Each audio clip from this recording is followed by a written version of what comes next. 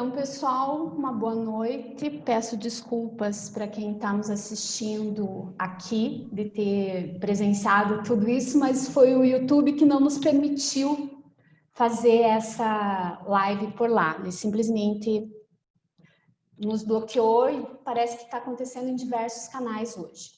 Hoje nós estamos aqui para falar a respeito dos desafios da advocacia para iniciantes. Essa live é promovida pela ESA, pela subseção da Lapa e pela Comissão da Advocacia Iniciante. Gostaria de apresentar aqui os nossos participantes, a doutora Evelyn Sampaio, que é a presidente da Comissão da Advocacia Iniciante. Por favor, Evelyn. Olá, boa noite. Cumprimento a todos. Como a Fabiola falou, eu sou a presidente da Comissão dos Advogados Iniciantes aqui da Lapa. Iniciei na advocacia em 2018, no mês de novembro. Quero agradecer à professora Camila por ter aceito o nosso convite. A professora Camila, ela teve participação na minha graduação. Ela foi minha professora e coordenadora do curso na Unifaciar.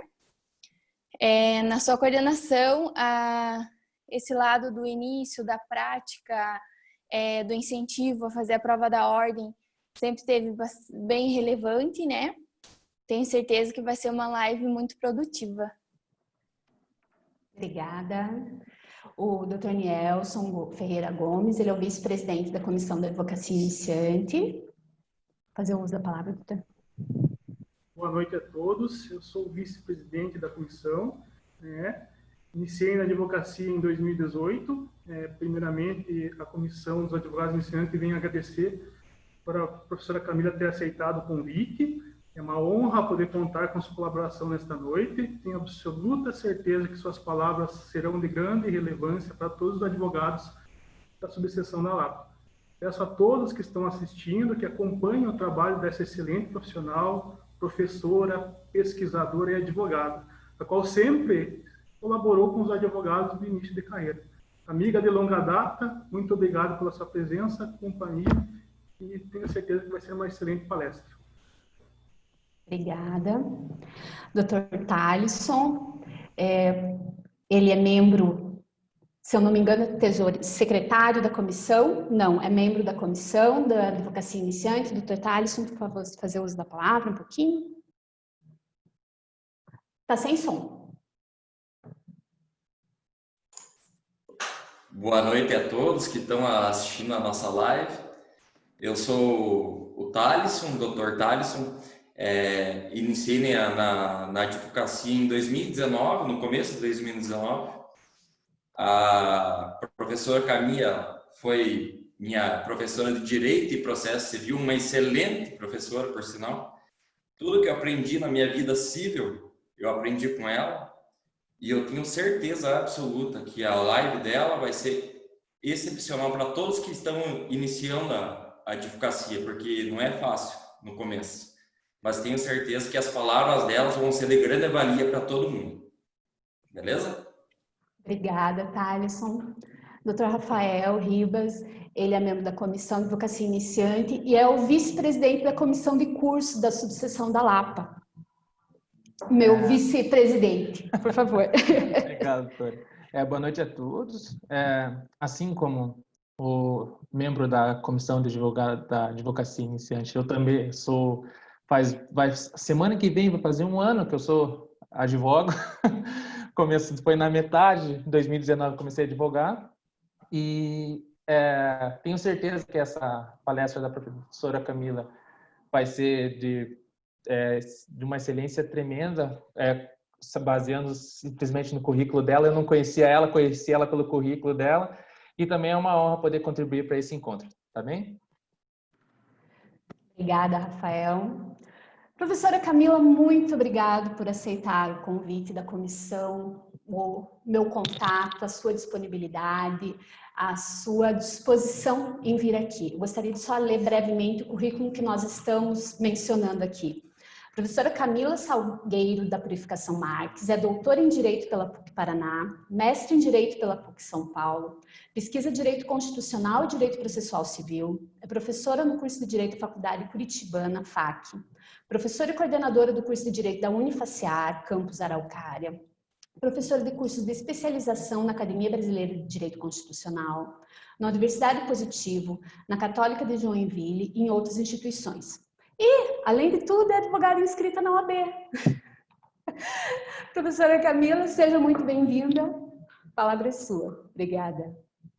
Olá, boa noite a todos e a todas que nos ouvem, né, nessa live. É uma alegria muito grande estar aqui, né? Eu me senti muito honrada com esse convite feito pelo Unielson, por todos os advogados da comissão iniciante, né, e pela Fabiola também, Evelyn, Thalisson, Rafael, né, o Rafael é o único que eu tô conhecendo agora, mas o Nelson, o Thalisson e a Evelyn eu já conhecia antes, né, foram meus alunos, brilhantes alunos.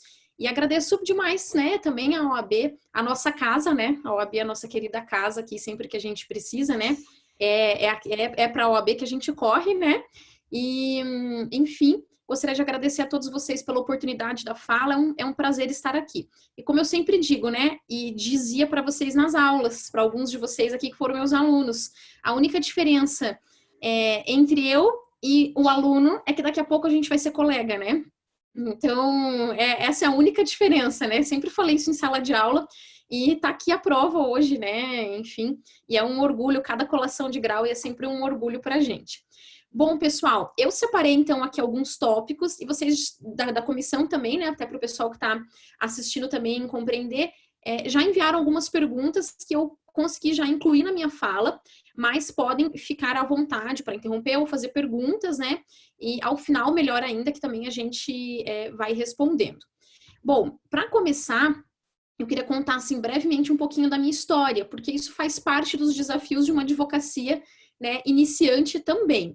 Então, vejam, eu me formei na Universidade Estadual de Ponta Grossa e, diferente de muitos colegas que diziam que queriam prestar concurso, eu sempre disse, eu quero fazer mestrado, dar aula e advogar, né? Eu sempre já tinha isso em mente, eu admirava bastante os meus professores que tinham mestrado, enfim, que estavam na área acadêmica e que também advogavam.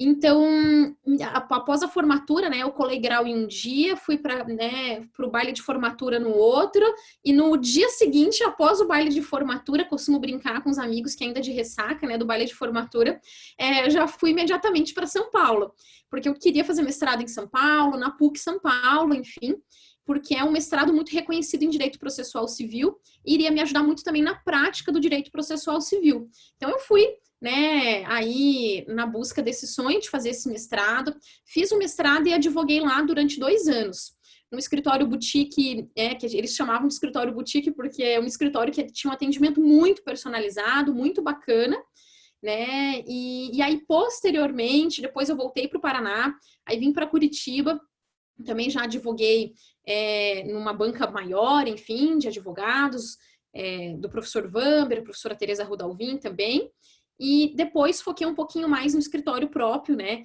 e também na carreira de docência, enfim, porque já não era mais compatível a carreira de docência com a rotina de um escritório muito grande, enfim, onde tinha aí uma rotina mais pesada. E também porque eu entrei no doutorado, enfim, e escolhi também seguir essa carreira, né, acadêmica que não é excludente da carreira da advocacia, né, uma não exclui a outra também, né, e a gente já vai falar um pouquinho mais sobre isso, para quem quer fazer isso, se deve ou não, qual é o momento certo, enfim, que isso também é bem interessante, acho que muitas pessoas têm curiosidade. Bom, e o que eu senti nessa prática da advocacia? Pessoal, assim, a diferença da rotina de uma estagiária, da estagiária Camila, né? Sempre estagiei na maior parte da faculdade lá em Ponta Grossa, em escritórios de advocacia, né? Fiquei 6 meses no gabinete de um juiz, mas todo o restante da faculdade, do período de universidade, meus estágios foram em escritórios de advocacia. E qual a diferença? A diferença é a responsabilidade, né? Quando você é estagiário, você ainda está aprendendo, né? E quando você é advogado, você é muito mais... Não que o estagiário não tenha responsabilidade, né? Mas você é muito mais responsável. Você tem que assumir as posições, você tem que assumir a responsabilidade, né? E assim, tem até uma pergunta muito interessante sobre isso da Evelyn, né? A área profissional poderá ser definida durante o estágio. Isso também é uma pergunta bem bacana. A gente tem alguns alunos também assistindo aqui, da Unifaciar e eventualmente de outras instituições também, não conheço todos que estão aqui. E vejam, qual nessa área profissional pode ou não ser escolhida durante o estágio. Eu costumo dizer que é bom fazer estágio para a gente ver, inclusive, descobrir, inclusive, o que a gente não gosta de fazer, né? Então, faz estágio... Professora, às vezes o aluno me pergunta, é bom fazer estágio em cartório? Vai fazer em cartório, sim. Vai entender como é essa dinâmica. Professora, eu gosto aqui mais de direito civil, apareceu uma oportunidade em penal. Será que eu faço? Faz para ver se você realmente não gosta. Quem sabe não é uma área que você acaba se apaixonando, né? Então, eu acho que o estágio não define, né, obrigatoriamente a área que o profissional vai seguir. Ele ajuda muito a descobrir o que te agrada mais, o que você gosta, né, do que você gosta mais, e é muito importante fazer estágio, mas não obrigatoriamente define.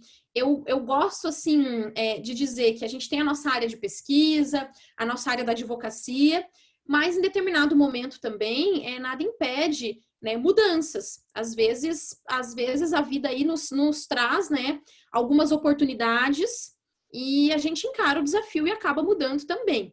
Mas o estágio, então, não é obrigatório para definir a área profissional, mas é um passo importante para você descobrir o que você gosta e também o que você não gosta de fazer. Então, ele te ajuda muito nisso também, né?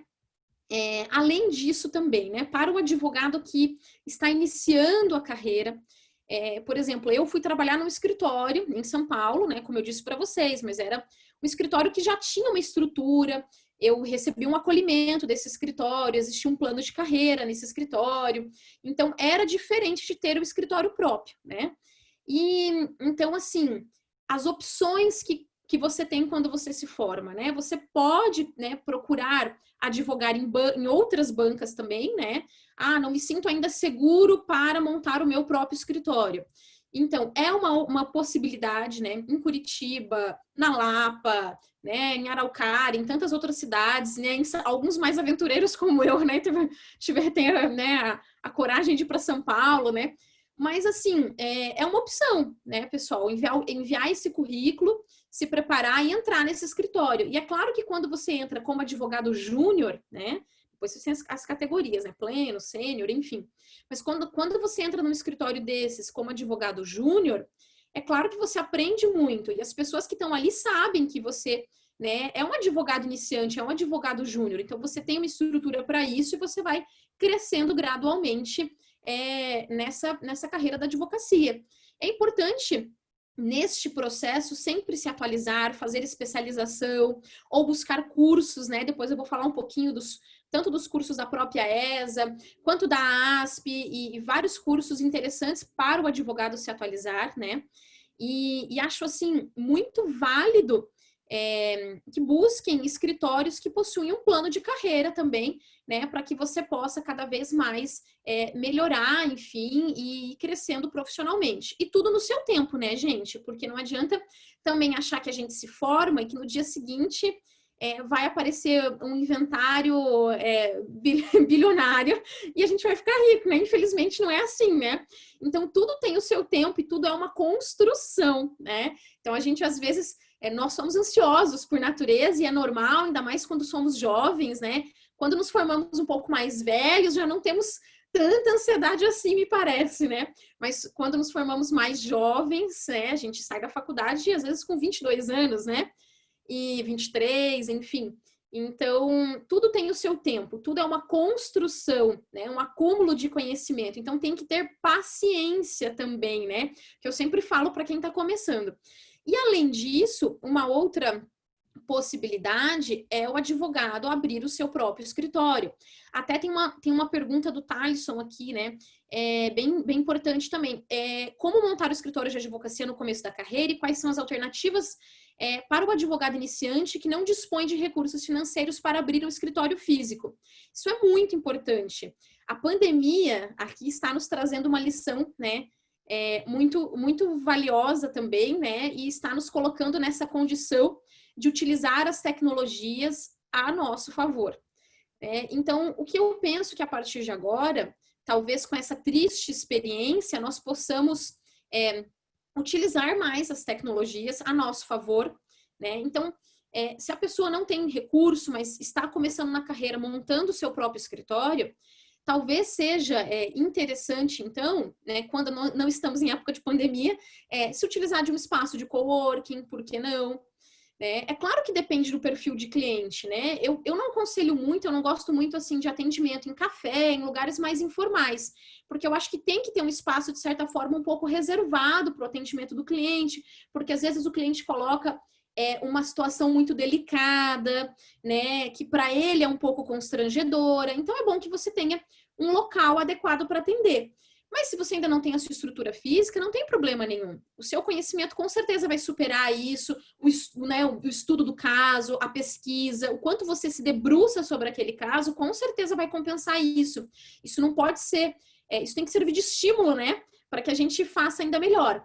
Mas assim, espaços de coworking, por exemplo, tem salas de reuniões, né?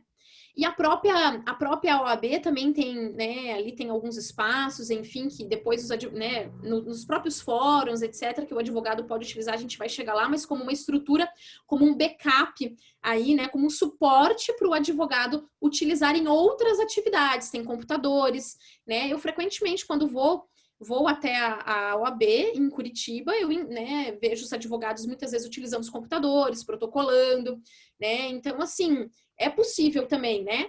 E a gente encontra lá algum advogado, às vezes, que ainda não tem uma estrutura, algum outro advogado que, enfim, está de reforma, está mudando o escritório.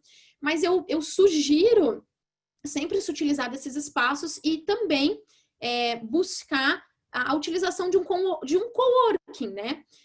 Muitas vezes a gente não quer, né, não precisa ter essa estrutura física, mas neste espaço de coworking que você vai pagar por dia só, ou por mês, né, enfim, ou por semana, conforme o pacote, também pode ser aí uma boa opção, né? Alugar uma sala, né? De repente fazer parceria com algum outro escritório de um colega no início para atender bem esse cliente, e aí você, né, acaba, enfim, depois, aos poucos, vai montando o seu escritório.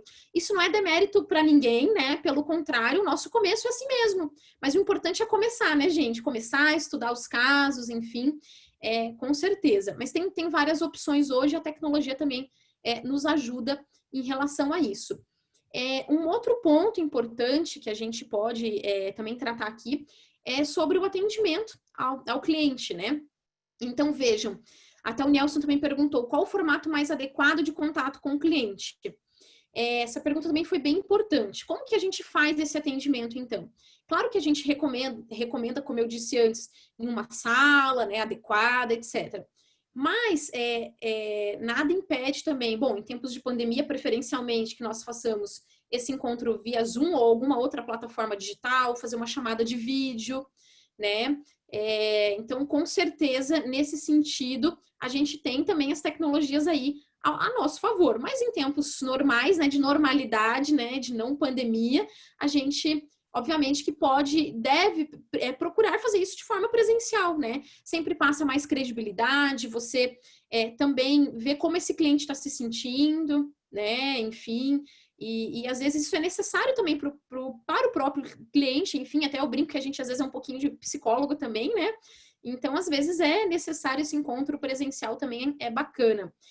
Uma coisa muito importante que eu sempre alerto, aprendi isso quando eu era estagiária ainda com uma advogada, uma professora advogada muito querida da UEPG, né? É sempre fazer um termo de validação, né? É importante, você faz uma reunião e o cliente te passa informações. Então, é bom que você anote, né? E que você, se o cliente é um cliente com maiores instruções, enfim, você pode enviar isso por e-mail para ele validar. Mas, eventualmente, se é uma pessoa mais simples, enfim, que não tem acesso à internet, a gente sabe, né, segundo aí os últimos dados do IBGE, o acesso à internet no Brasil é por volta aí de 60% a 70%, né? Então, tem uma grande faixa da população que sequer tem acesso à internet, né? Então, quando você atende uma pessoa mais simples, você pode imprimir pedir para né, ter a ciência dessa pessoa, ler para a pessoa, instruir essa pessoa, mas sempre faça uma validação do que foi contado nessa reunião para vocês. Eu acho isso muito importante. E, claro, atender o cliente sempre com calma, né, com preparo. Nós não precisamos dar respostas precipitadas. Nós sabemos que muitos assuntos são delicados, muitos assuntos trazem divergência, né? Muitos assuntos são divergentes na própria jurisprudência, né? Nós temos divergência no próprio Tribunal de Justiça do Estado do Paraná sobre determinadas questões, ou nos tribunais superiores, no STJ, no STF. Então, você não precisa ter a resposta pronta para tudo, né? Às vezes chega um caso muito redondinho, mas nem sempre esse caso vai ser assim, tão redondo, né? Que você já de pronto pode dar essa resposta, né? Muitas vezes ele tem inúmeras particularidades. Você precisa alertar o cliente para trazer os documentos, você tem uma segunda reunião com esse cliente. Então, assim, não precisa dar uma resposta imediata, né? Muitas situações exigem, né? E eu digo até a maior parte delas, exige pesquisa, exige estudo do caso, estudo da documentação. Então, muitas vezes as pessoas pensam, eu vou falar com um advogado e ele vai me dizer exatamente o que fazer. Nem sempre, né, pessoal? A gente precisa se preparar para isso, né? Isso é muito importante também. Então eu recomendo isso, né? Se preparar sempre, né? Você já sabe mais ou menos sobre o que a pessoa vai conversar com você, se prepara, estuda também antes, mas é sempre bom, né? Você tem em mente que você não tem a obrigação de dar uma resposta de pronto para esse cliente também, né? Sobre o contrato de honorários também, que é bem bacana a gente falar aqui, eu tenho acho, algumas dicas que eu costumo fazer e que eu acho que podem ajudar também. Vejam só, eu vou dar um exemplo aqui, eu acho que fica até mais didático, né? Há algum tempo atrás, eu advoguei em um processo onde, né, pela parte ré, e essa parte ré já tinha sido, não tinha se manifestado nos autos ainda, já tinha sido decretada então a sua revelia, enfim, não havia nenhuma manifestação. Havia saído a sentença e a parte só procurou um advogado quando, né, enfim, tinha sido citada validamente, né, havia sido formada a relação jurídica processual aí triangular, a citação foi válida, mas a parte só procurou um advogado quando quando a sentença já havia sido proferida. Neste caso, vejam, no contrato de honorários, eu especifiquei o estado no qual estava assumindo o processo, porque, veja, passada essa fase de conhecimento em primeiro grau, eu até tinha algumas nulidades, como bom processualista, né? Eu brinco, né, que a gente sempre tem uma nulidade para alegar, né? Mas, né, eu falava para os alunos, né, em sala de aula, mas, enfim, é claro que tinha algumas nulidades a serem apontadas na apelação, existiam algumas teses, enfim. No entanto, e vejam, eu acreditava que realmente o cliente tinha razão. No entanto, vejam, já havia passado esse prazo, né, de contestação, enfim. Então, eu fiz constar no contrato de honorários que o processo se encontrava nesta situação específica, e que eu estava assumindo o processo a partir dessa data, já com uma sentença de improcedência. E por que isso é importante? Para você se resguardar também, né?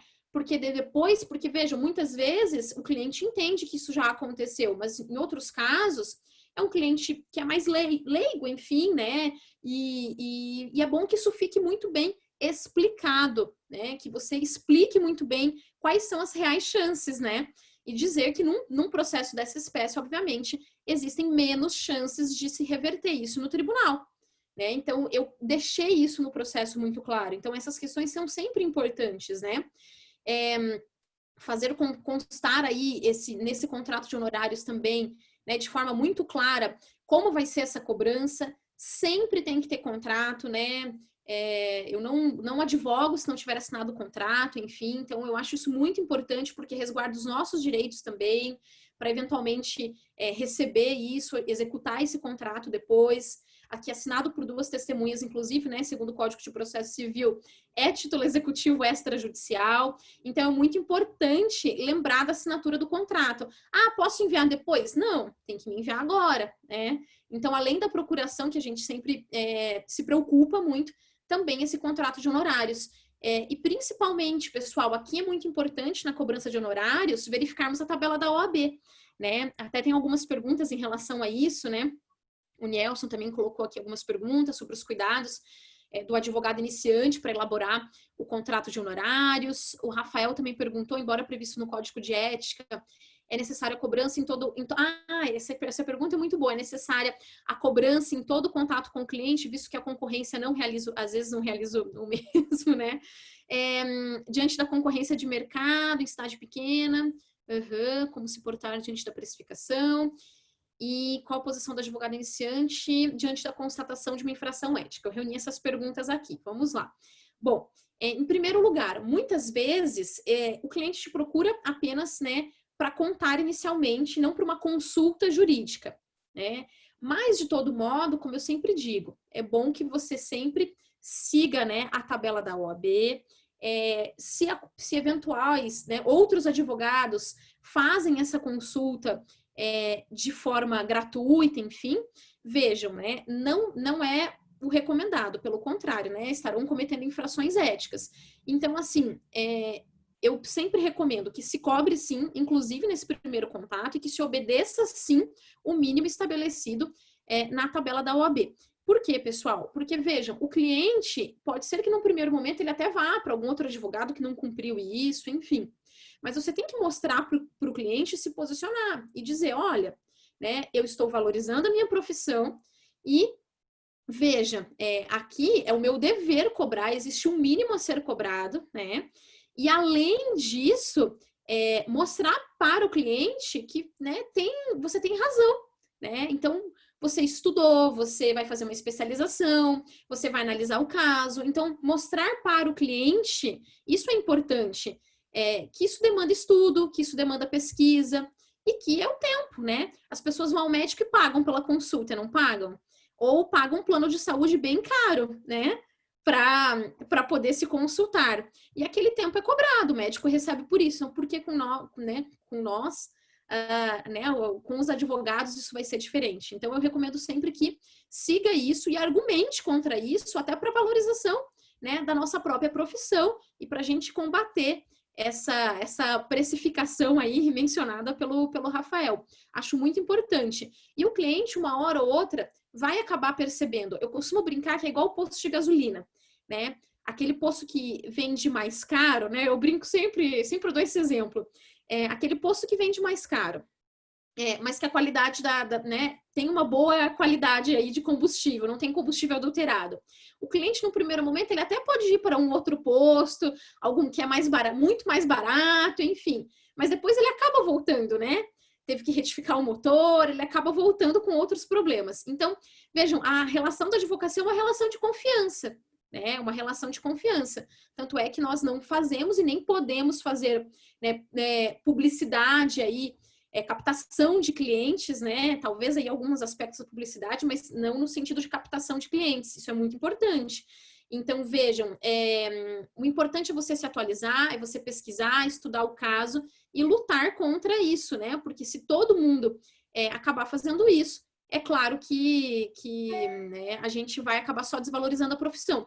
E claro que, em eventual, por exemplo, se o cliente te ligou, às vezes é só para te explicar sobre o que ele vai falar na consulta. É claro que daí você não precisa, né, também cobrar só porque ele te ligou, só para te contar, olha, né, só para te procurar, para fazer um primeiro contato. Você vai cobrar quando ele de fato for no seu escritório, enfim. Né? Então, é claro que a gente não precisa ser assim, para falar comigo, para me dar bom dia, eu preciso cobrar, né? Mas muitas vezes ele só vai contar sobre o que é o assunto, até para saber se você, advogado, assume essa causa ou não, se é da sua área ou não, ou se você vai indicar um colega. Tá? Então, essas são as recomendações, é o que eu faço na prática.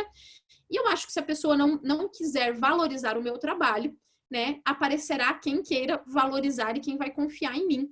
Né? E acho que as pessoas sérias e honestas também, elas pagam pelos serviços da outra pessoa, né? A menos que você esteja aí atuando na advocacia pro bono, faça um caso pro bono, tem um caso excepcional, né, de uma pessoa, né, em situação de vulnerabilidade, enfim, aí é outra situação diferente, né? Enfim. Que mais? Sobre o apoio da OAB, também é um tema que eu quero conversar aqui com vocês. Vejam, a OAB, como eu disse já no início, né, a nossa casa, a gente tem que sempre se socorrer da OAB, né, quando precisamos. E vejam, a OAB, além das salas que eu já mencionei aqui, né, tem todo um atendimento voltado para o Projude. Então, se você tem dúvidas, né, sobre isso, você pode procurar a OAB. A OAB é a nossa casa, pessoal. Então, assim, né, não sei como instalar aqui o programa no meu computador, liga para a OAB, né? Eu mesma fui para instalar em notebook e tudo mais, fui até a OAB. Então, a gente tem um apoio muito grande, né? Então, é importante ressaltar isso. A OAB-Prev também, né? É muito importante a gente contar com a OAB-Prev. Eu, desde recém-formada, faço questão de fazer o pagamento da OAB-Prev. É uma das, né, das previdências, não sei se a gente pode dizer não tão tecnicamente, mas previdência privada, né? Mais reconhecidas, enfim, né? São muito sérios. Então, eu sempre fiz e acho que é uma garantia para o nosso futuro, ainda mais nós que somos profissionais aí liberais, né, advogados. Então, né, nem sempre a gente sabe que muitas vezes em janeiro, em dezembro, né, nós não teremos o mesmo orçamento. A gente tem que se programar para guardar dinheiro, enfim. Nós sabemos que não temos um salário fixo, muitas vezes, né, na advocacia. Então, é muito importante a gente contar com a OAB-Prev, né, para já guardar esse dinheiro para o futuro, enfim. E acho bem bacana que também, né, a gente possa procurar a OAB para isso. Sem contar desconto nos livros, os convênios que a OAB tem também, né, muito importantes. Muitas vezes o advogado iniciante desconhece todos esses convênios, então olhem no site da OAB, tem desconto para muita coisa. Eu lembro que, né, recém-formada, como eu fui para São Paulo, contei para vocês, né, eu me vinculei à OAB São Paulo, fiz meu juramento lá, né, mas depois que eu transferi para cá, para o Paraná, né. E eu lembro que também na OAB São Paulo, né, a gente tinha muito desconto em muita coisa, muito convênio. Eu aproveitei muito isso, muito. Então, por exemplo, psicólogo era, né, 250, 300 reais a consulta. Tinha um convênio que eu pagava, acho que na época, não lembro se era 50, não chegava a 100 reais. Né, acho que era 50, 70 reais, agora não vou me lembrar do valor, mas era muito mais barato. Então, eu sempre aproveitei muito isso, né? Eu costumava dizer que eu olhava a lista da OAB, deixa eu ver onde tem convênio aqui, né? Para eu né, aproveitar, enfim, porque nós sabemos, né? Advogado no início de carreira, a gente ainda não tem, né, tanto valor, tanto assim para investir, enfim. Então, me lembro que sempre utilizei esses convênios e sempre de forma muito satisfatória, né? Então, acho que é importante o advogado iniciante, mais do que nunca, navegar no site da OAB e contar com todas essas oportunidades que a OAB nos traz também, né? Além disso, um outro assunto aqui interessante é sobre especialização e cursos para o advogado iniciante. Muitas pessoas ficam na dúvida sobre que curso fazer, se faz uma especialização, se faz um mestrado, se faz um curso de atualização, enfim. Eu tenho aqui algumas dicas, né? Além dos cursos da ESA, que a gente sabe, né, que são bem práticos, voltados à prática da advocacia, obviamente, né? Então, além dos cursos da ESA, tem alguns cursos na ASP, que é a Associação dos Advogados de São Paulo, e que outros advogados também, né, não só de São Paulo, podem ser filiados, e tem outras associações assim. A ASP, ela converte toda a anuidade em cursos, né? A anuidade que você paga é convertida nos próprios cursos, você pode reverter isso. Então, eu particularmente acho bem interessante. É claro que como eu vim de São Paulo, eu herdei isso de lá, né? Então, eu sempre fiz parte dessa associação. Mas outras pessoas que não são associadas podem fazer também os cursos. Então, é um site muito bom e tem cursos muito práticos. Então, cursos de atualização, eu recomendo os da ESA, os da ASP também, são cursos excelentes, né? Tudo que a OAB promove também, obviamente, voltado para a prática do advogado iniciante, né? Recomendo muitíssimo. E, claro, as universidades mais reconhecidas aí, muitas vezes, têm cursos também importantes para a prática da advocacia, né? A sua própria universidade, onde você se formou, tem muitos cursos que os egressos podem participar também. Então, isso é também importante, né? Algumas oficinas, tem workshop, E aí, todas as universidades, nesse sentido, sempre prestigiam muito, né? E valorizam muito.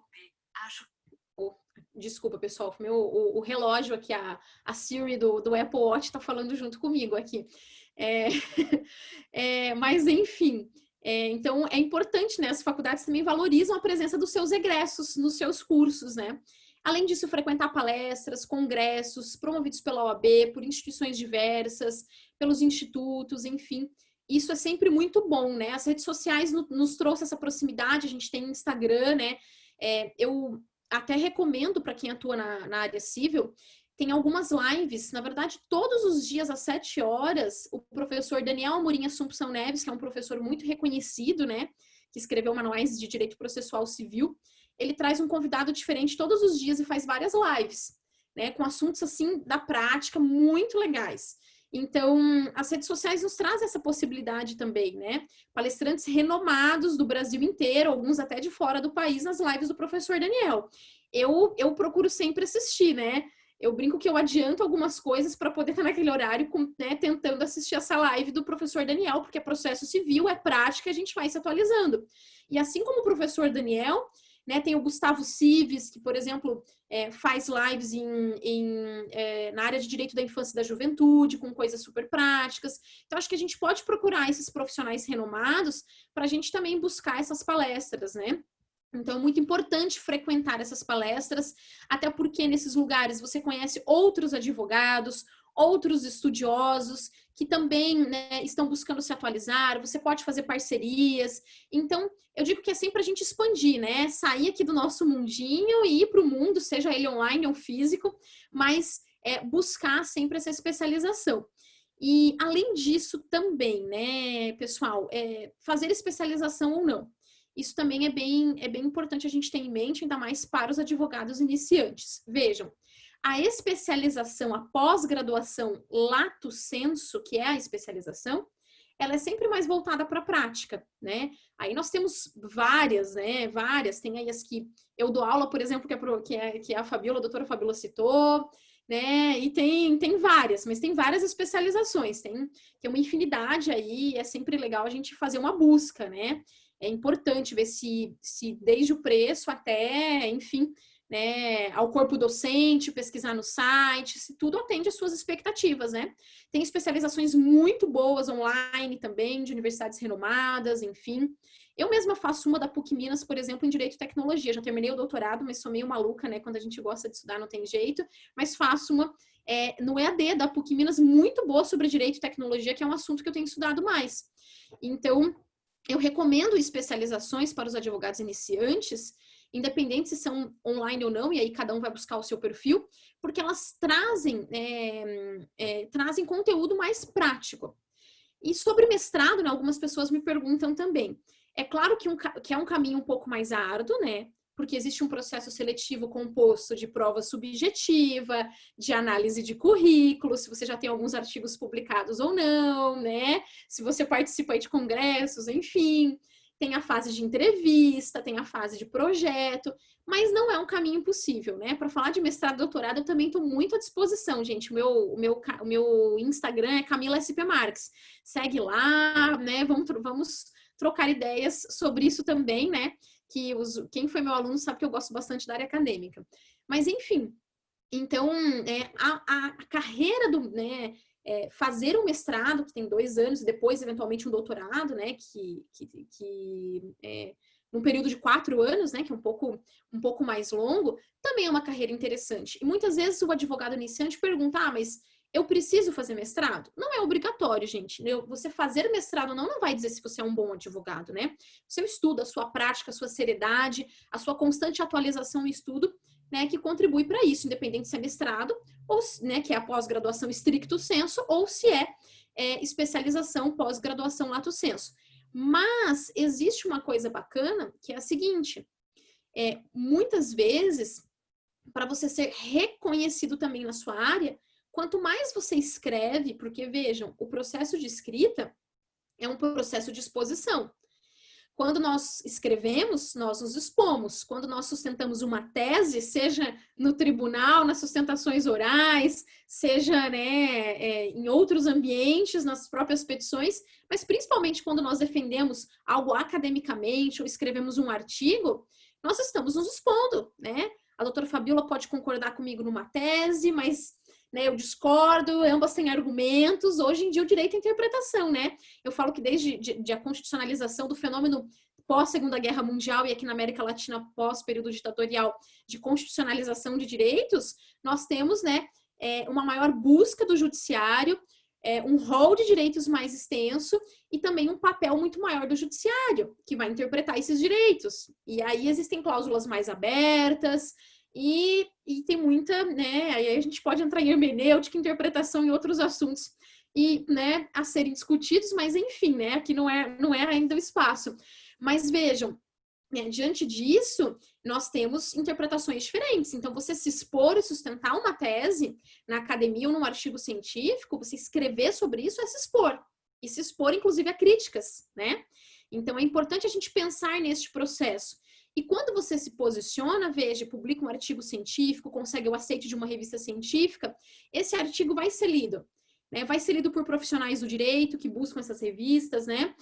Vai ser lido por acadêmicos, por pesquisadores, as grandes bancas, né? Grandes escritórios de advocacia têm um setor só de pesquisa. Isso vai ser lido, isso vai ser citado. E você cada vez mais, quanto mais você estuda, mais reconhecido na sua área você fica, né?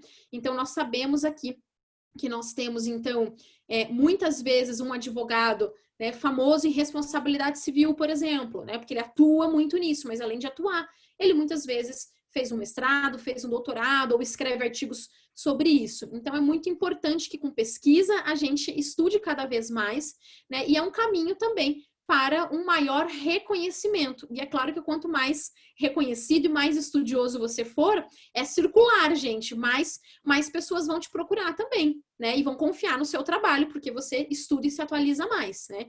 Então, assim, mestrado não é algo impossível. Professora, mas eu não quero dar aula. Admiro muito você, mas não quero dar aula, não tenho paciência. Ia perder a paciência aí com os alunos mal criados, né? Se você não é o seu perfil dar aula, né? Ainda assim, se você quiser, pode gostar de né? Você gosta de pesquisar, mas não quer dar aula. Ainda assim, você pode fazer um mestrado também, né? Não é algo que impeditivo, né? Enfim, né? Não é algo excludente, né? Isso que eu quero dizer aqui para vocês. Bom, e também vou partir aqui para um outro tópico. Vamos lá. Planejamento de rotina também, atendimentos. Que eu quero falar sobre os aplicativos e os prazos também, que é bem bacana. Bom, pessoal, o ProJude nos ajuda muito, né? No controle de prazos, enfim, a gente tem como filtrar, processo eletrônico, tudo estabelecido ali. Então, muitas vezes fica fácil a gente controlar. Mas eu sempre recomendo que nós tenhamos um outro dispositivo. A gente sabe que muitas vezes para o advogado iniciante, né, vai ser muito caro o investimento, até porque você não tem uma carteira de processos ainda muito grande, vai ser muito caro o investimento no CPJ, Temes e vários outros softwares jurídicos, né?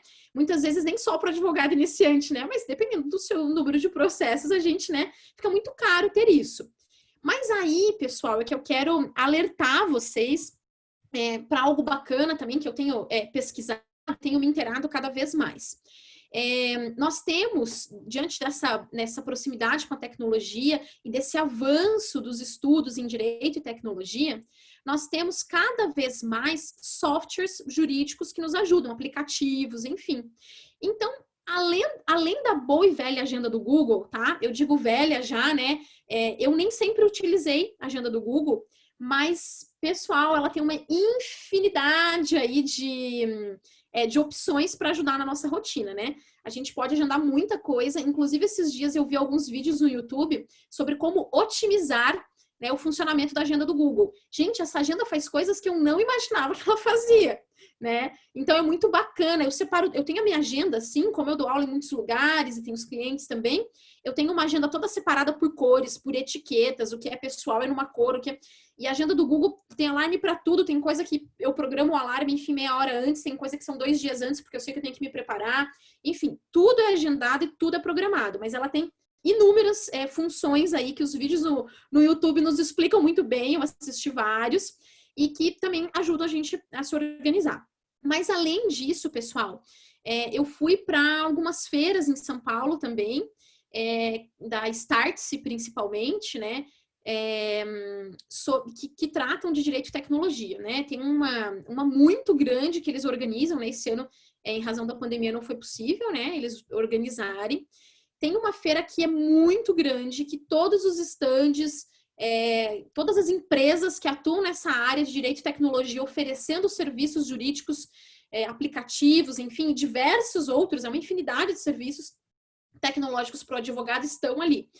Sem contar, assim, que eles fazem, agora me fugiu o nome do local, mas eles fazem em São Paulo num local muito grande, onde são realizadas feiras muito grandes, tem mais de 2.000 pessoas participando. E lá é muito interessante que quando eu fui, né, para essas feiras, enfim, além dos estandes que te mostram como funciona esse produto jurídico e te dão várias opções, tem muitas palestras. Então, assim, um auditório imenso, com muitas palestras de profissionais do mundo inteiro, muitas em inglês também. Isso é muito bacana para se atualizar. E nessas feiras eu descobri vários aplicativos interessantes, né? Alguns gratuitos, outros pagos, alguns mais em conta. Então, procurem sempre esses aplicativos, né? Procurem se organizar. Eu recomendo sempre, para você ter esse planejamento, essa rotina, né? As publicações devem ser vistas, né, todos os dias. Isso a gente, né, tem que fazer parte da nossa rotina. Todas as nossas publicações, né? Se você, eu como assino a ASP, elas vêm pela ASP, né? Projude vem pelo e-mail. Eu até recomendo cadastrar no Projude um e-mail diferente daquele que você utiliza para outras coisas, porque você acessa aquele e-mail e estão só as publicações, assim você não tem nenhuma publicação perdida dentre aquelas outras mensagens pessoais ou dos clientes. Então é bacana você criar um e-mail só para receber publicações. Você entra nesse e-mail e faz essa agenda.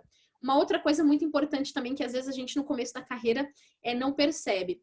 Publicação, a gente tem que ver essa publicação quando ela sai, porque pode ser que existam aí várias diligências. Então, é claro que todo mundo aqui já sabe que a gente não pode deixar nunca para fazer na última hora do prazo, mas mais do que isso, né? Organizar a sua agenda. E organizar a agenda não é só anotar que você tem o prazo fatal para o dia X.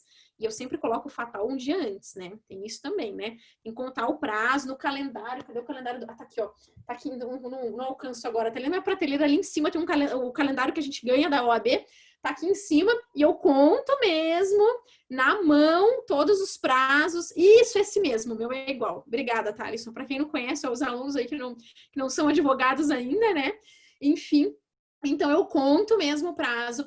E organizar a agenda é também colocar, por isso que demora você ver as publicações no começo do seu dia, porque é também colocar na agenda o que vai precisar ser feito para esse prazo. É um prazo que exige algum pedido para o cliente de documento, de diligência, em outra comarca esse processo ou não, eu vou precisar contratar um advogado correspondente. Então, é pensar no que vai ser feito, né? A agenda não é só agendar o prazo, né? Isso é muito importante. E esse planejamento, essa rotina para o advogado é muito importante. Mais do que nunca, pessoal, nós controlamos, nós temos que fazer os agendamentos, o controle de rotina, de agenda, de atendimento. Então, tudo tem que ser extremamente organizado. Se você não se organizar, você se perde. Ah, professora, mas eu tenho poucos processos ainda. Não interessa, se organize. É tudo anotado, com planilha no Excel também, né? Eu uso muito planilha no Excel. Acho bem importante, inclusive para fazer registros, né?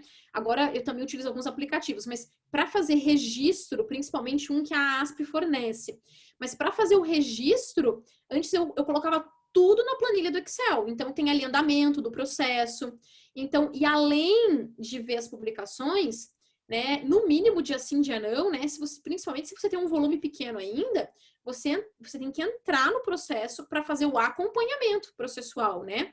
Às vezes você descobre que o cartório, por um erro, não intimou, né? Não consta o seu nome na publicação, não te intimou, né? Mas claro que isso gera nulidade, depois o prazo vai ser devolvido, né?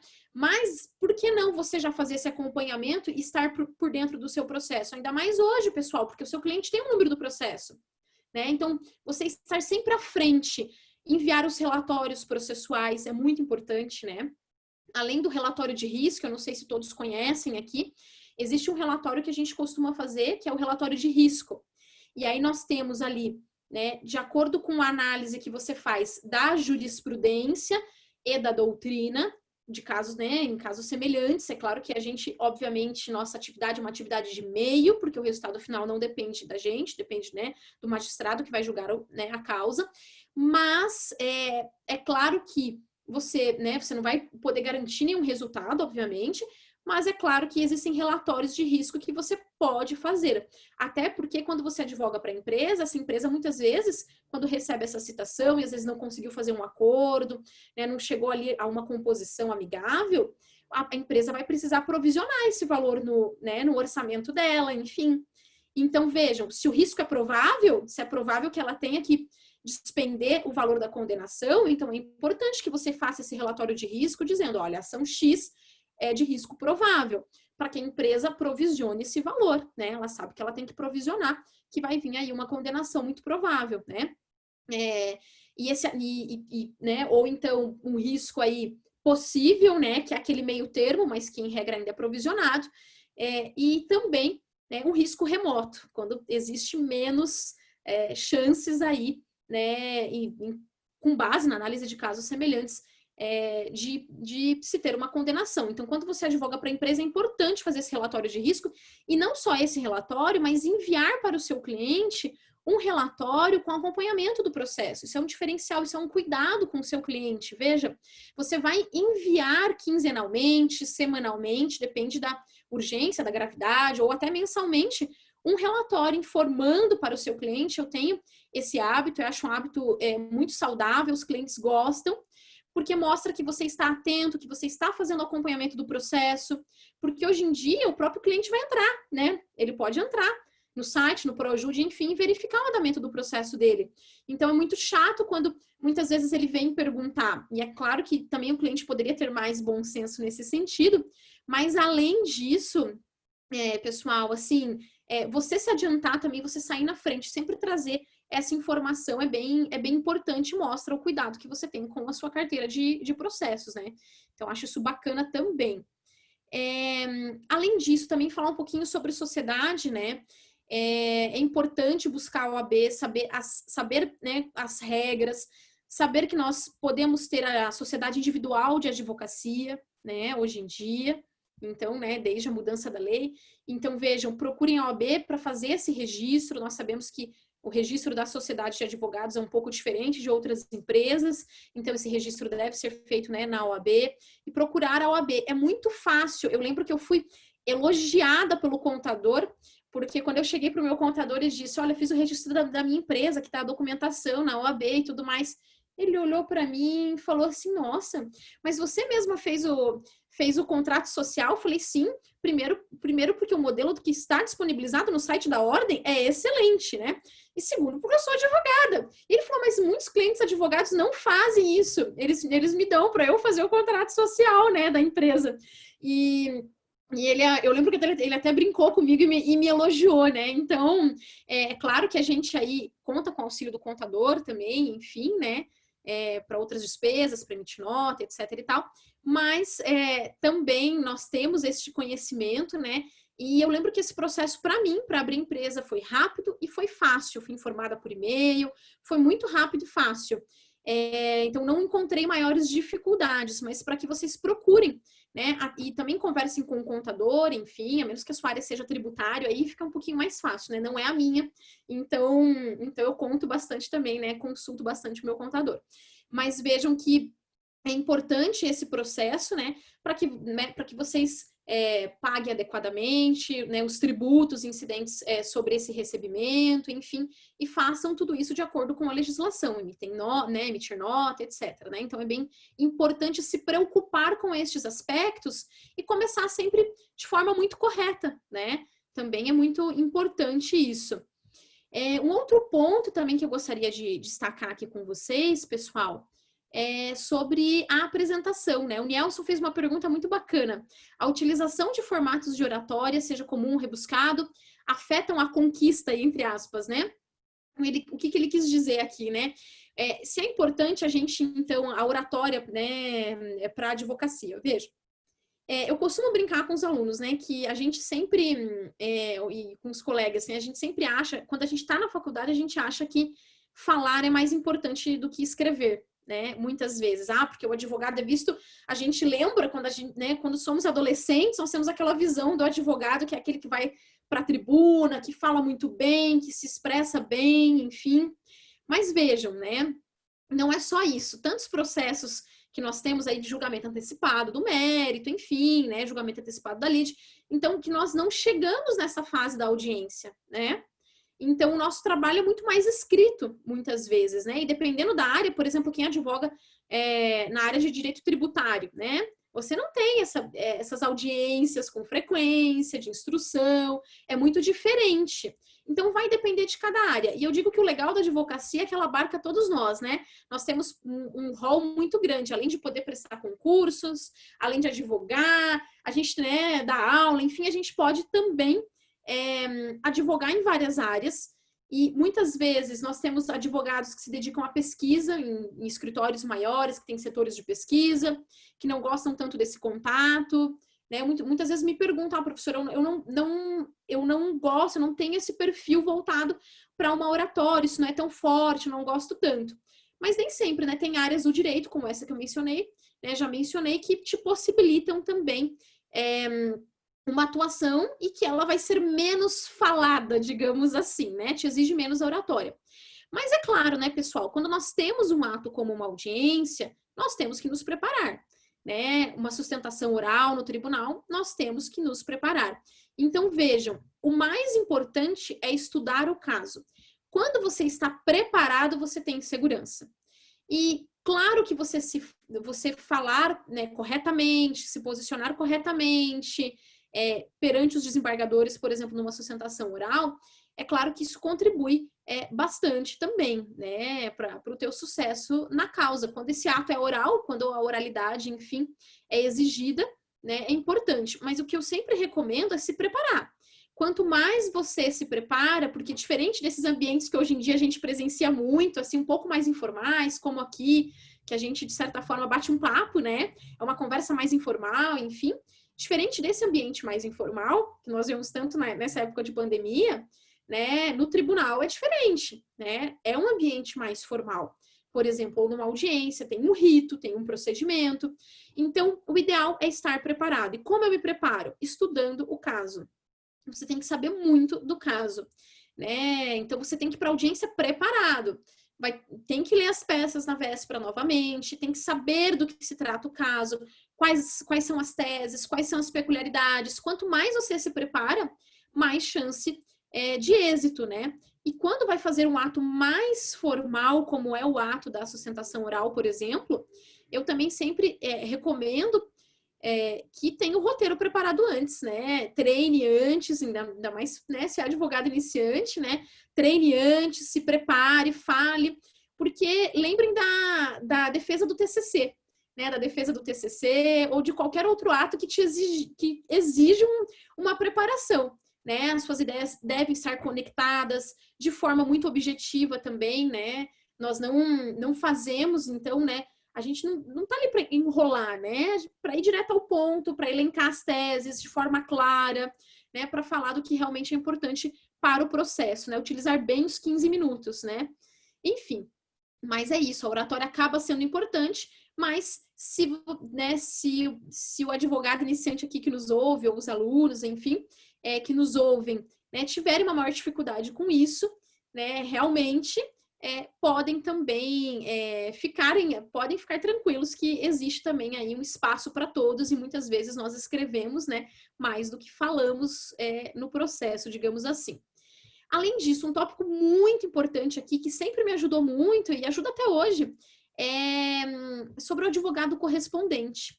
Aqui é muito bacana. Para o advogado iniciante, esse ponto aqui da minha fala, acho que é bem importante, um dos mais importantes, inclusive, pessoal, porque vejam, até você formar uma carteira, até você, né, ser reconhecido no seu meio como advogado, vejam, muitas vezes, ser advogado correspondente é uma oportunidade muito interessante. Então, existe, por exemplo, o site Migalhas, né? Que é um site que você tem um cadastro de correspondentes. Por que não se cadastrar no site Migalhas, né? Como correspondente na sua cidade, na Lapa, né? Por que não? enfim. Existem advogados, principalmente de São Paulo, né, que contratam advogados correspondentes. Vejam, até hoje, pessoal, eu advogo muitas vezes, isso é comum na advocacia, eu sou contratada apenas para fazer, claro, aqui já numa outra fase, né, não que eu não faça os outros atos, ainda faço e muito, né, e bastante, mas muitas vezes eu sou contratada para fazer apenas a sustentação oral do caso aqui no tribunal, porque eu estou em Curitiba, né, por um advogado de Londrina, de Maringá, ou muitas vezes o advogado, ele não tem esse trânsito no tribunal, ele não está acostumado, né? Ele não sabe muito bem, como que eu faço esse memorial, como eu vou despachar, e muitas vezes nós somos contratados para isso também. Então, vejam, né, que é muito válido também, né? Então, nós fazemos esses atos. A tabela da OAB também nos dá um mínimo de honorários a serem cobrados para atos, para diligências, né? O que é chamado na tabela de diligências, né?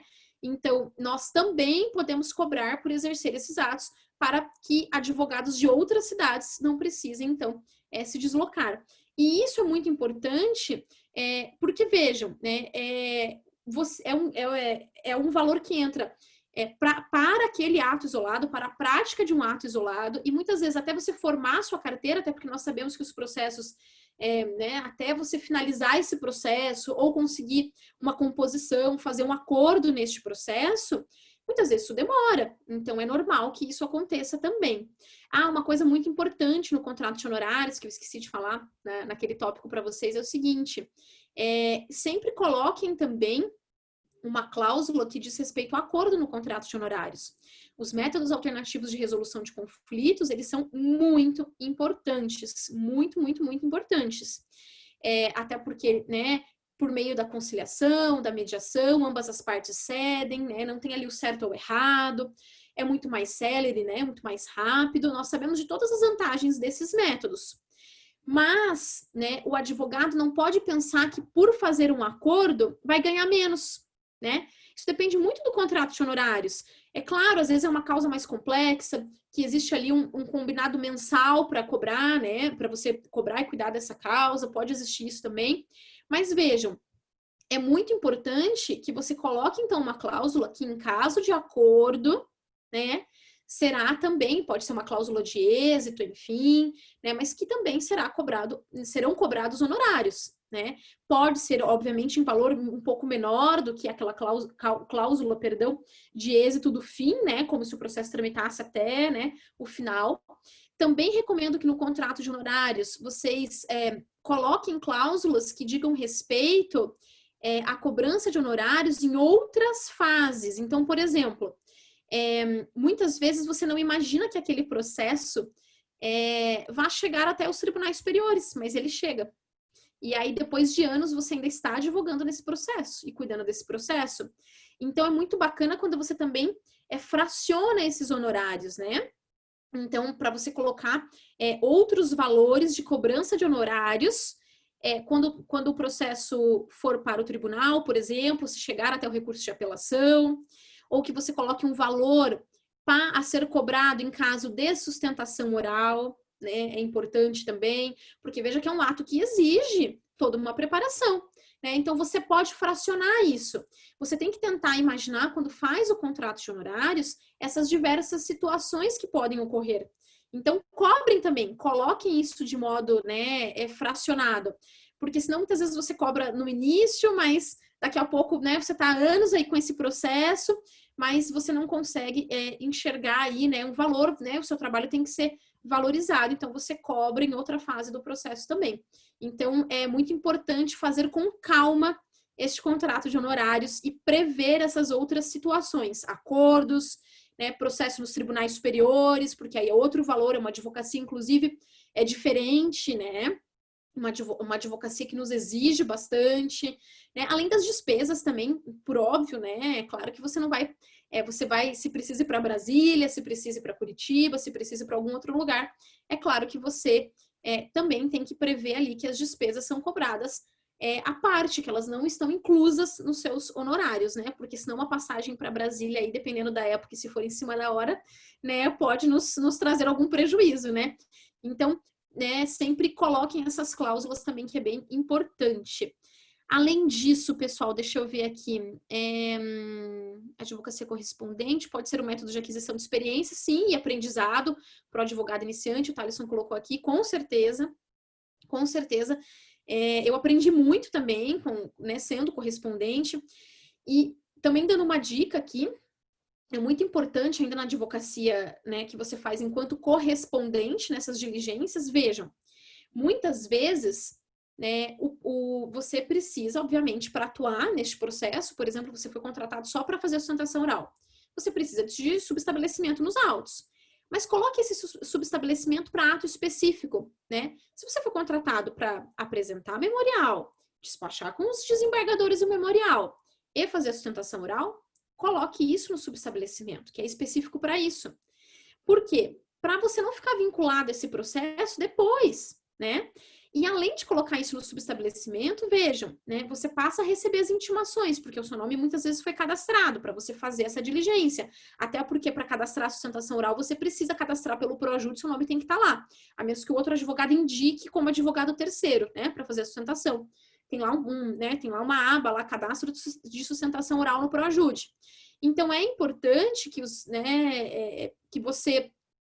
depois que passado este ato, para que você peça ou peticione, enfim, para que o seu nome seja retirado. Porque, veja, é um processo a mais no seu acompanhamento. Você não está mais vinculado porque você só praticou aquele ato. E nós sabemos que os advogados, então, quando atuam nos processos, eles têm responsabilidade solidária. Então, você vai ter que acompanhar, se isso fica no seu nome, você tem responsabilidade, você está recebendo as intimações. Então, você vai ter que acompanhar. Você não vai poder perder o prazo, né? Isso está vinculado ao seu nome.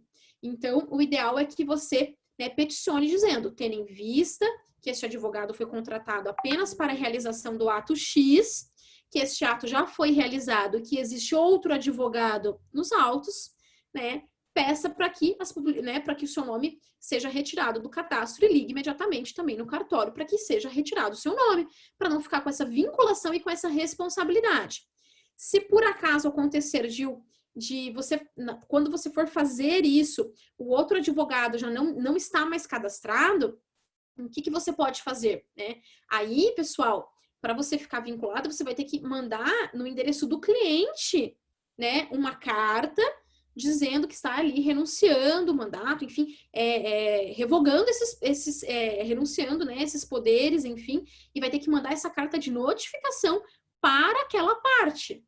E aí sim você consegue se desvincular e a parte vai ser intimada para constituir, então, um novo advogado. Mas isso é muito importante, porque você é contratado como advogado correspondente e, de repente, está responsável por este processo. Então, só essa dica, esse cuidado que eu, né, também gostaria de dar, porque é uma fonte até de renda interessante, é um trabalho valorizado, digno, como eu disse para vocês, faço isso até hoje, não é só no início de carreira que nós fazemos, né? Mas é importante, ainda que esse advogado seja conhecido, seja amigo, que você deixe isso muito claro, né, no trâmite desse processo, né? Qual é a sua responsabilidade neste processo.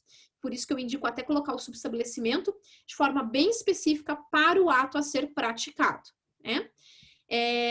Além disso, pessoal, também vou falar um pouquinho sobre a advocacia dativa, né? Eu não me cadastrei ainda como advogada dativa, mas eu acho muito bacana, né? Tenho amigos que fizeram e que me relatam experiências muito positivas. Então, vejam, todo ano tem o edital da OAB para cadastro dos advogados, e você escolhe as áreas, né? Que você pode atuar como advogado dativo.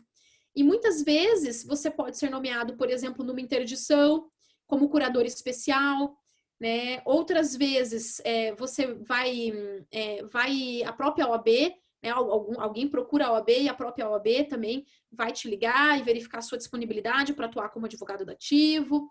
Então, existem inúmeras situações, casos de réu revel, né? Perdão, réu revel, enfim, casos de revelia. Então, vejam que vocês têm a oportunidade também de fazer advocacia dativa, que é muito interessante, pessoal, muito interessante. Porque, vejam, é uma oportunidade para vocês aprenderem cada vez mais, estudarem cada vez mais, e vocês, né, tem uma tabela também a ser seguida.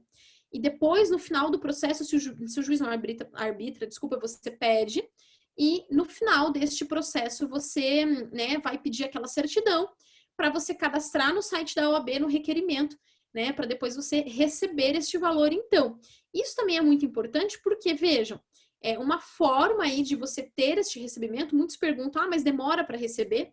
Pelo que eu tenho aí de relatos dos amigos que se cadastraram, né, atualmente aí no máximo em 4 meses, às vezes antes disso, já está, né, esse valor já é pago. Então, eu acho que é uma chance, né, de lidar com isso muito importante.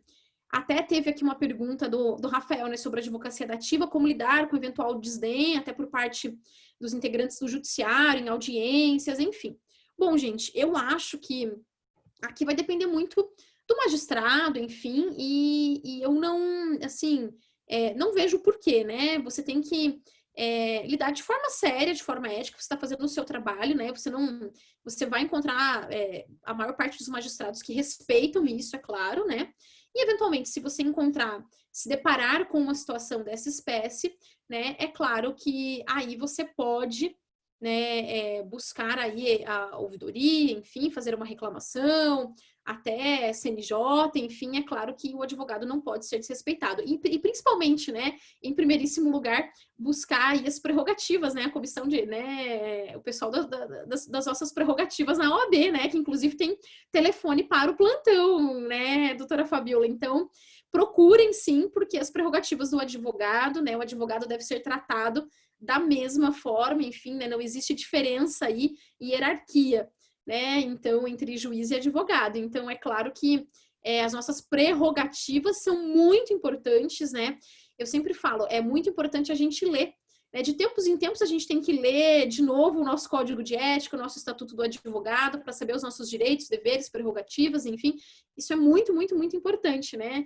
eu sempre recomendo para os alunos que estão saindo da universidade para que leiam, né, muito e para que a gente retome, para que não nos sentimos aí coagidos por nenhuma situação constrangedora como essa, né? É um trabalho valorizado como qualquer outro. Eu costumo dizer até deve ser ainda mais valorizado, né? Tendo em vista que atende também uma demanda social muito importante. É muito importante. A gente sabe das dificuldades da defensoria, que nem todos os estados têm uma estrutura ampla. Muitas vezes, né, a gente sabe que precisamos de mais defensores públicos, então a advocacia dativa nesse sentido é muito importante e deve sim ser valorizada. Bom, pessoal, assim, sobre a nossa conversa, que não foi bem conversa, né, a gente já foi anotando os tópicos antes, porque eu tinha para dizer era isso, basicamente, e agora estou à disposição para ouvir as perguntas de vocês, enfim, espero ter contribuído um pouquinho, né, nessa fala um pouco informal, né, mas que é muito mais gostosa também, porque, né, quando estamos em congressos, a gente, né, tem que falar mais formalmente, discutir teses, enfim, então aqui é muito mais bacana, porque me sinto em casa, né, como eu sempre digo e repito mais uma vez, a OAB é a nossa casa, então fico muito feliz de estar aqui nessa conversa e estou à disposição aí para quaisquer outras dúvidas. Obrigada, doutora Camila, foi fantástica a sua explanação. Se alguém tiver algum questionamento, alguma pergunta, se puder fazer um sinal lá pelo chat para a gente não tumultuar muito, eu só tenho algumas colocaçõezinhas para fazer. Aqui no Paraná, os nossos convênios são feitos através da Caixa de Assistência. São eles que tem médico, tem psicólogo, eles têm convênio de comércio e tudo. E tanto na página da Caixa de Assistência do Estado, como na página do Facebook da subseção, tem os convênios vinculados à nossa região. Vou puxar um pouquinho de brasa para a nossa sardinha aqui, a ESA tem diversos cursos sem custo nenhum, inclusive para acadêmicos, e nessa época de pandemia, muitos cursos que eram presenciais se tornaram digitais, sejam através de EAD, sejam de alguma outra forma, estão lá, quem tiver interesse, esteja à disposição. Fabiola, na universidade nós aceitamos o curso da ESA, que é uma pergunta frequente, eu sei que tem alguns alunos aqui pela proximidade com a Lapa, da Unifaciar, eles perguntam, professora, vocês aceitam um curso online só da nossa universidade? Não, Nós aceitamos da ESA, pessoal, tá? Tudo que é vinculado à ESA e à OAB, a gente aceita como atividade complementar e tudo mais, inclusive incentiva, né? Então é importante dizer. E é importante dizer que é gratuito, né? Também tem muita coisa gratuita, né? E foram ampliados os cursos gratuitos agora nesse período de pandemia, para possibilitar as pessoas assistirem. Além de tudo, todas essas lives que estão sendo realizadas, elas têm o objetivo de incentivar o estudo, seja ele num tópico muito específico, como é esse nosso aqui, seja de uma forma mais ampla, e para nos fazer pensar, até mesmo, como você falou, Camila, vamos estudar, vamos fazer pensar para conseguir desenvolver. E com relação a prerrogativas, o nosso presidente da Comissão de Prerrogativas aqui da subseção da LAP, o Dr. Osmael, teve problema? Liga para ele. Ele está à disposição. Os acadêmicos que estão assistindo sabem que daqui uns dias vocês estarão aqui e ele é o nosso presidente da Comissão de Prerrogativas. Vamos resolvendo o que conseguimos aqui para daí para Curitiba também. Alguém tem algum questionamento, alguma coisa? Nielson, Rafael, Thalisson, Evelyn? Acho que agora tem um aqui no Zoom. Gostaria de saber sua opinião sobre a viabilidade de cadastro como correspondente neste momento de realização de audiências por videoconferência. Olha, a sua pergunta, Caroline, me lembra... Eu já estou lendo aqui, doutora Fabiola, não tem problema. Então, tá bom. Olha só, a sua pergunta é bem interessante e vejam, eu não vejo problema, porque, veja, pode ser que um colega tenha necessidade, né? Tem essa necessidade. Muitas vezes, por exemplo, se eu estou num momento que, caramba, eu tenho muitos cursos para dar, por exemplo, eu que me dedico, né, que tenho esse outro lado da vida acadêmica junto.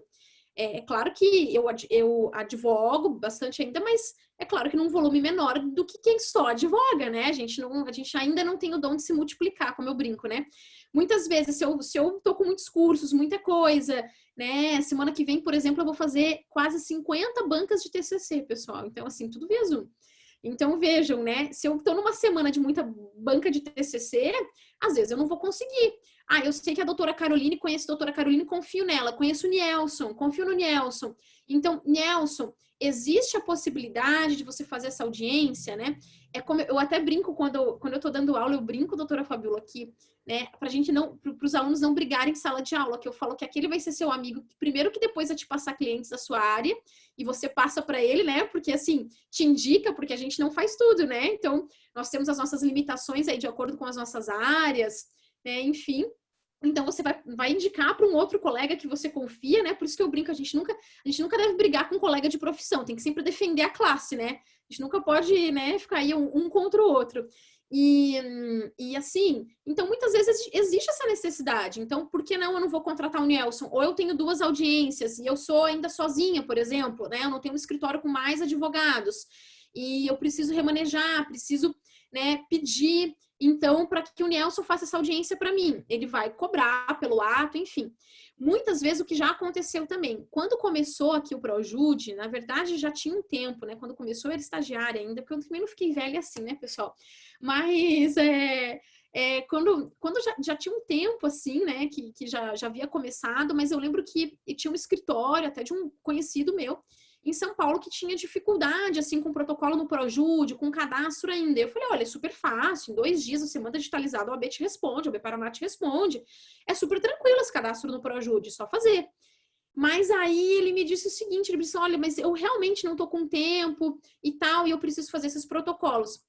Eu tomei aqueles cuidados que eu disse, com um subestabelecimento específico para a prática daquele ato, subestabelecimento para protocolo, da contestação específico no subestabelecimento, tomei aqueles cuidados, fiz o protocolo, cobrei pelo ato, né? Então, eu não vejo problema nenhum de auxiliar um colega até para fazer, né, audiência online, ou cobrar pelo ato, ou se cadastrar. Eu conheço muito, deve ter outros cadastros também, mas eu utilizo muito o Migalhas. Eu gosto desse cadastro e muitos escritórios, o Migalhas é muito forte em São Paulo, muitos escritórios procuram correspondentes pelo Migalhas. Então, coloquem os seus contatos ali, porque muita gente, quando você menos espera ali, o seu celular toca. E quando eu né, tinha meu cadastro, até atualmente não estou com cadastro lá no Migalhas, mas quando eu tinha meu cadastro lá, gente, sem brincadeira, assim, meu telefone e meu celular tocava para fazer uma diligência nova, assim, dia não. Sempre tinha diligência aqui, principalmente, né, Curitiba é uma cidade grande, então sempre tinha diligências a serem feitas. Eu não vejo nenhum impedimento, assim, né, nada nesse sentido. Acho que é bem válido, né, inclusive.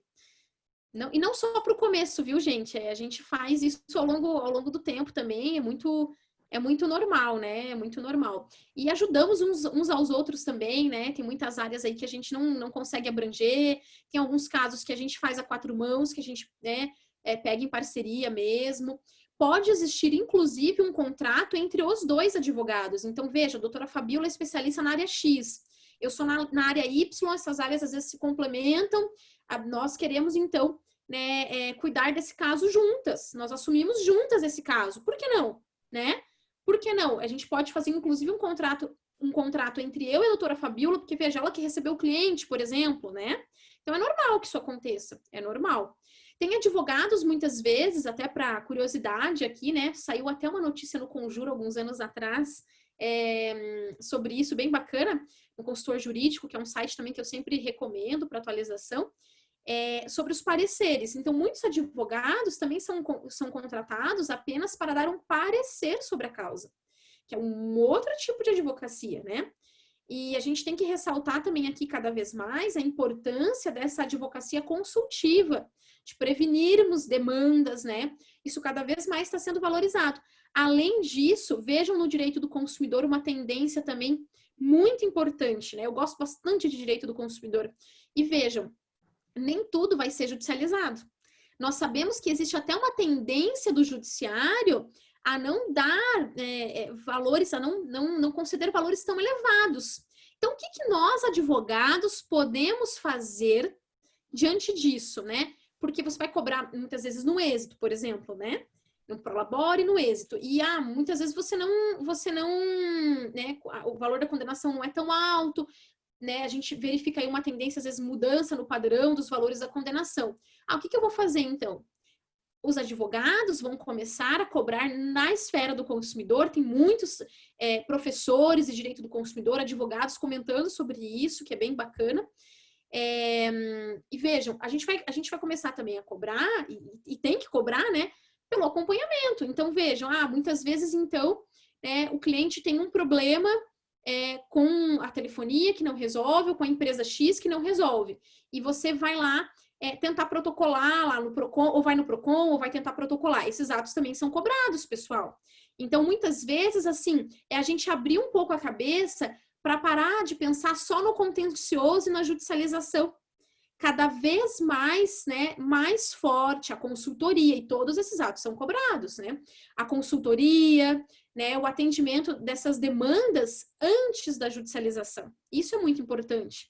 Então, você vai fazer lá, agora me fugiu o nome, gente, do consumidor.gov, no consumidor.gov, agora me fugiu, tá aqui no na minha aba de favoritos, depois até vou ver de novo. Mas, enfim, aqueles acordos, enfim, quando existe ali pelo judiciário, né, ou pelo governo, a plataforma para você fazer esses acordos, você pode orientar o seu cliente nesses acordos, mas você vai cobrar. Então, até no direito do consumidor, vejam, em muitas situações a gente tem esses atos prévios, essa advocacia que é uma advocacia consultiva, e isso deve ser cada vez mais valorizado. Às vezes a gente até prefere, né? Porque você não precisa judicializar tudo, e é bom para o advogado iniciante também, porque você vai estudar aquilo, você vai orientar o seu cliente, e vejam, você não vai precisar esperar o tempo do processo, né? Então, eu sempre brinco, às vezes, mas eu vou receber um pouco menos ali no êxito, porque vai fazer um acordo. Mas isso é ótimo, você vai receber muito antes, você não vai esperar 3 anos, não precisa esperar, não vai para o tribunal, o cliente sai mais feliz também, porque, né, é uma decisão até mais justa, porque as 2 partes cederam. Então, acho que isso tem que ser muito incentivado, assim, para a gente sair um pouco dessa caixinha da judicialização, porque ainda temos uma formação, né? E aqui isso é em todas as universidades, mas ainda nós temos uma formação, a grade, né, dos cursos de direito ainda é muito voltada para o litígio, né? Para o contencioso. Isso em todas as faculdades, né? E claro que nós adaptamos, mas ainda temos essa cultura. Em todas as universidades já temos aí métodos alternativos de resolução de conflitos e tudo isso na nossa grade, né? Até no NPJ isso está sendo mais praticado. Cada ano que passa a gente sempre melhora nisso, né? Nós vemos por parte dos educadores isso. Mas, da mesma forma, ainda tem muito contencioso, tem muito litígio nas grades dos cursos de direito. Então, a gente tem que, cabe a nós também aí nos especializarmos, né, e estudarmos essas outras formas de resolver conflitos que são tão válidas não só para o cliente, mas para a gente também, e que aí pode trazer ganhos também bem satisfatórios, né?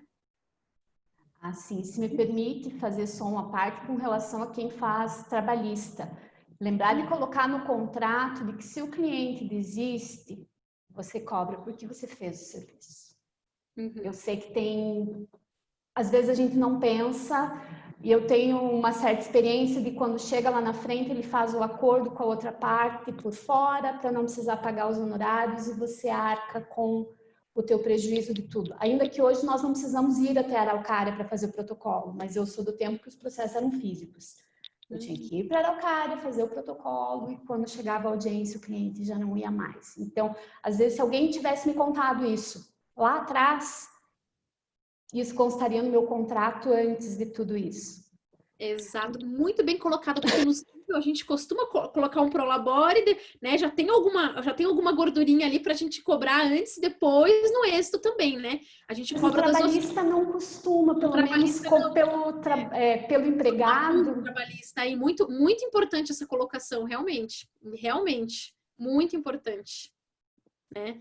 É bom a gente pensar e pensar nas outras fases do processo, como eu falei também, pessoal. Pensar sempre nas outras fases. Aquele processo que parece que não vai longe, é justo esse que acaba indo o mais longe possível e te dá trabalhos por anos aí. Deve você tá ali tramitando, né, doutora Fabiola, 5, 6 anos, e você ainda tá ali com aquele processo, né? Já recebeu lá atrás. Então, é importante essa previsão, né, no contrato. Ou quando vai receber, no final das contas, divide pelo número de meses, quando já não valeu, não dá para comprar uma coxinha. Exatamente. Mas alguém tem alguma pergunta, pessoal? Aqui. Rafael. Isso que a professora falou tem muito sentido mesmo, a questão de você ter outras funções na advocacia, né? E até dar uma segurança na questão da escolha da especialização. Eu sou uma pessoa que sempre, desde que no meu 3º ano da graduação, eu entrei em contato com o direito empresarial, sempre tive a intenção de trabalhar nisso. Contudo, aqui na Lapa, não vai ter uma pessoa querendo registrar uma marca, registrar uma patente. É muito difícil isso, né? E por mais incrível que pareça, como eu tinha esse apreço, meus amigos sabiam. E meus amigos me indicaram. Meus primeiros clientes foram do Rio de Janeiro e de São Paulo. Olha aí. Querendo, mesma coisa, é uma questão simplesmente consultiva para saber o que está dizendo aqui. Eles já tinham feito um registro da marca. O que está dizendo aqui? Não, está dizendo isso, isso e aquilo. Ah, beleza. E conquistei ali e converso com eles até hoje, sabe? Essa possibilidade que a advocacia dá de você ter outras funções além de ir para o fórum brigar, em tese, é o que eu sou apaixonado nessa profissão, no caso, que é essa liberdade, né? A gente não tem essa segurança de escolher o ramo que a gente quiser. Por exemplo, quero fazer direito ambiental. Você pode, às vezes, não lidar com situações no âmbito da briga por causa do direito ambiental, mas ajudar, por exemplo, um posto de gasolina a instituir a questão do processo e tudo mais para ser... são coisas... coisas que não necessita mesmo você ir atrás do litígio, mas o conteúdo consultivo é muito importante e também é meio que libertador, né, para qualquer ramo que você escolher, né? E não tenham vergonha de cobrar, pessoal, tá? Não tenham vergonha. Eu sei que esse assunto é muito sensível para advogado iniciante. Repito, não tenham vergonha de cobrar mesmo. Se tiver que cobrar, tem que cobrar, né? Não tenham vergonha disso, né? Fiz a primeira consulta, né? Doutora, infelizmente, não vou te contratar, vou esperar, acho que não vou me envolver nesse conflito, enfim. Né? Tem que cobrar. Você fez a primeira consulta, cobre, né? Cobra até para a pessoa valorizar, saber que aquilo é estudo, é tempo, né? Então, eu concordo bastante, viu? Concordo bastante. Isso mesmo. Mas Mais alguém, pessoal? Mais alguma pergunta? Nelson, fique à vontade. Tá ligado o microfone? Doutora, o advogado iniciante que pretende abrir um escritório, você acha necessário, primeiramente, a formação de uma clientela? Olha, não obrigatoriamente. Se o advogado iniciante já tem um valor e ele quer investir no espaço físico, pode investir. Não vejo, né, nenhum mal nisso. Pelo contrário, né, também te dá uma certa visibilidade você ter esse espaço. Mas é como eu sempre digo, não é obrigatório, né? Não é obrigatório. Então é importante que, como a advocacia ela, né, claro que você é procurado, e é uma relação de confiança, então você é procurado por aquelas pessoas que também confiam no seu trabalho, por indicações, né, o famoso boca a boca, né, seu trabalho vai sendo aí divulgado desta forma. Então, eu acho que é sempre muito importante estar presente, né? Se você ficar só em casa ali, enclausurado e ninguém te conhecer, vai ser difícil, né? Mas estar presente, né? Você é uma pessoa que está em eventos sociais, está nas reuniões, está presente na sua comunidade, né? Nós temos esse dever, né? Eu sempre brinco, né? Eu, como boa libriana, sempre, né? Até o signo contribui. Eu falo que nós temos que estar onde, né, existe injustiça, combater injustiças, nos posicionar, né? Isso também é nosso dever, né? Zelar aí pela Constituição, pelos direitos humanos, né? Então, também é importante a gente se posicionar, né? Não tolerar intolerantes, né? O que a gente vai mais para filosofia e já começar a discutir, mas não tolerar os intolerantes, atuar onde há injustiças, né? Então a comunidade nos confia isso, né? A sociedade nos confia esse papel, que é tão relevante, que é tão bonito, que é tão importante essa luta por direitos, né? Então acho assim, não é obrigatório, mas é bom que você se coloque, que você esteja, que você apareça, que você se posicione sempre com muita educação, muito respeito, né? Enfim, com muita cordialidade, né? É muito importante. Isso também é um ponto bom, né? A gente poderia falar aqui horas sobre o tema, é um ponto bom para falar, né? Comportamento na audiência, sempre muito cordial. Às vezes, nós vemos aqui alguns advogados mais novinhos, assim, impetuosos, peticionam. Às vezes você lê uma petição e você já sabe, meu Deus, né? A pessoa aqui tá brigando com o juiz, tá brigando com a parte contrária, com o juiz e com todo mundo. Então, saber se posicionar, saber se colocar, cumprimentar, você tá na parte, né, ali, né, às vezes o doutor Nielson vai se encontrar, agora tu tem que chamar de, né, doutora, né, advogado, enfim, o doutor Nielson vai encontrar a doutora Fabíola numa audiência, e é um divórcio litigioso, a doutora Fabíola, né, pela ex-cônjuge, ele pelo ex-cônjuge, enfim, e vejam, ali eles vão se encontrar, mas vão se cumprimentar, vão se tratar de forma cordial, né, vão procurar solucionar essa demanda, inclusive amigavelmente, mas, né, é claro que esse tratamento tem que ser muito cordial. A gente não pode ser impetuoso a ponto, né, de desrespeitar o colega ou a parte, né, isso é muito importante a gente lembrar aqui também, né. Na Lapa fica ainda muito mais fácil, porque as pessoas se conhecem, né. Eu conheci a Lapa, inclusive, achei, assim, uma cidade encantadora, muito charmosa, né, e peguei assim para Cristo Nielson, que na época, talvez, acho que ainda era meu aluno ou recém-formado, né, Nielson, para me mostrar a Lapa, né? Então pedi para que ele fizesse, né, fosse meu guia turístico aí na Lapa. Encontrei vários alunos, foi muito bacana, né? Mas já conhecia a fama da Lapa pela coxinha, né? A coxinha de farofa da Lapa, né? Então é sempre muito bom, né? Os alunos já levavam na universidade a coxinha da Lapa, então eu já gostava bastante, né? Enfim, nunca tinha ouvido falar, foi a primeira vez numa aula que trouxeram, eu falei, mas o que é isso? E coisa boa, né? Eu brincava que a nota estava condicionada a me trazerem a coxinha de farofa, né? Sempre brincava que tinha que ter no final do bimestre, né? Mas é isso, então aí fica um pouco mais fácil, porque eu acho que as relações também são mais cordiais, as pessoas se conhecem mais, né? Isso é bem bacana também, né? Sempre manter esse cuidado, esse contato, né? Mais alguém, pessoal, que nós estamos chegando a quase 2 horas aqui conversando. Já são quase 10, eu nem percebi que já são quase 10. Exato. Mais alguém tem alguma pergunta?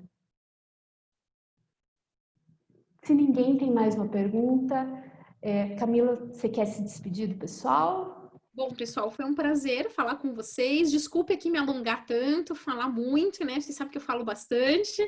E foi um prazer estar aqui, né? Rever os ex-alunos, conhecer alguns outros colegas, né? E também me coloco à disposição, né, pessoal? Para quem quiser me procurar no Instagram, é Camila SP Marques, tem um canal no YouTube também. O canal no YouTube, em regra, para falar de TCC, metodologia, algumas coisas de processo civil, né? De pesquisa acadêmica. Mas estou à disposição, me procurem lá, a gente conversa, enfim, pelo Instagram, ou também podem pegar meu contato com o Nielson, com os meninos que têm meu contato, é bem tranquilo, com a Evelyn, enfim. E estou à disposição para o que vocês precisarem, né? Isso é uma coisa muito importante, procurar os colegas, né? No início de carreira a gente precisa contar com o apoio e ajuda dos colegas, então, para qualquer coisa, estou aí à disposição de vocês também, viu? Muito obrigada. Obrigada, Camila. Obrigada a todos que assistiram. Parabéns à Comissão da Advocacia Iniciante pela iniciativa de vocês de trazerem a Camila para vir falar conosco. Já contamos com você depois que terminar essa pandemia. Queremos você aqui na Lapa. Eu garanto a coxinha de farofa. Muito obrigada. Se não tiver coxinha de farofa, eu nem vou. É bom já sempre tem. Aqui sempre tem coxinha de farofa.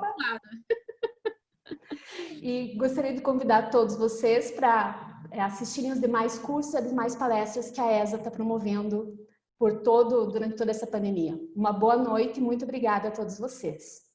Tchau, tchau, pessoal. Tchau, tchau.